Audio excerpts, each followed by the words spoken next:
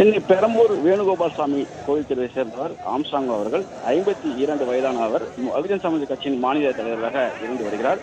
தற்போது அயனாவரம் பகுதியில் அவர் வசித்து வருகிறார்.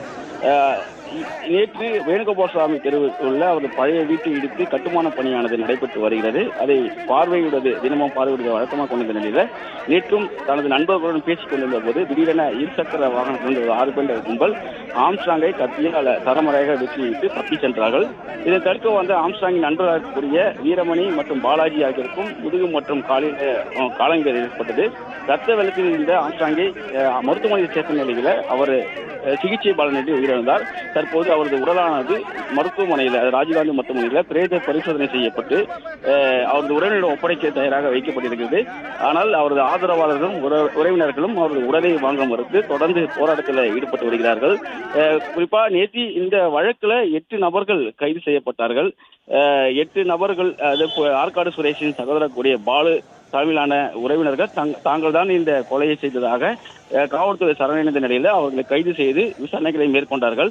மேலும் இந்த சிசிடிவி காட்சியிலே அவர்கள் அந்த கொலை செய்த நபர்கள் இருக்கிறார்கள் என்ற கோணத்திலும் போலீசார் விசாரணை செய்து அதனையும் உறுதி செய்தார்கள். குறிப்பாக பொன்னை பாலு, ராமு, திருவேங்கடம், திருமலை, செல்வராஜி, மணிவண்ணன், சந்தோஷ், அருள் ஆகியோர் கைது செய்யப்பட்டிருந்தார்கள்.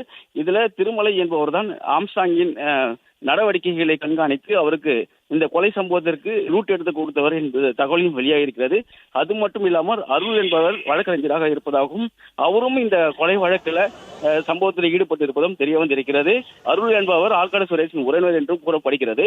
இந்த 8 நபரும் சேர்ந்து மட்டுமில்லாமல் இன்னும் சிலர் இதன் பின்னணியில் இருப்பதாகவும் காவல்துறை சார்பாக தெரிவிக்கப்பட்டிருக்கிறது. பொருளாதார ரீதியாகவும் மட்டுமில்லாமல் இந்த கும்பல் 11 பேர் கொண்ட கும்பல் தான் இந்த கொலை சம்பவத்தை செய்திருப்பதனால மேலும் சிலரை தேடி வருவதாகவும் காவல்துறை சார்பாக தெரிவிக்கப்பட்டிருக்கிறது. ஆம்ஸ்ட்ராங்குக்கு பொது எதிரியாக இருக்கக்கூடிய மேலும் சிலர் பொருளாதார ரீதியாக இந்த ஆற்காடு சுரேஷின் சகோதரருக்கு உதவி செய்து இந்த கொலை சம்பவத்தை அரங்கேற்றி இருக்கலாம் என்ற தகவலையும் போலீசார் அந்த கோணத்தில் விசாரணை நடைபெற்று வருவதாகவும் தெரிவிக்கப்படுகிறது.